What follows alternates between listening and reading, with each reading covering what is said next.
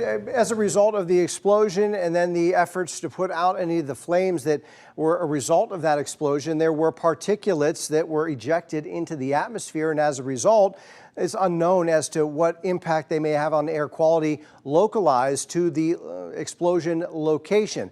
As you've heard Shannon and Mike talking about, the Allegheny County Health Department kind of issuing an air quality alert for areas immediately around that explosion site, within about a mile perimeter on all sides is what they're saying, for folks to stay indoors if possible, and if you can recirculate your air using your HVAC system, to do so as well until they get a handle on what air quality impacts that explosion may have had with reduced or poor air quality. Now, what we're talking about, here's Clairton, and the mill or plant is right about in this location, just right along the Mon River. To the north of that location, you have Glassport and Coal Valley, about a 3/4 of a mile to a mile to the north. To the west is Jefferson Hills, and to the south is Elizabeth and West Elizabeth, and just to the east, just across the river, you have the Versailles area as well. So if you want to draw a line from Glassport to Versailles down to Elizabeth, then up toward Jefferson Hills, that would be the area that's impacted or that's being discussed here as a result of any particulates in the atmosphere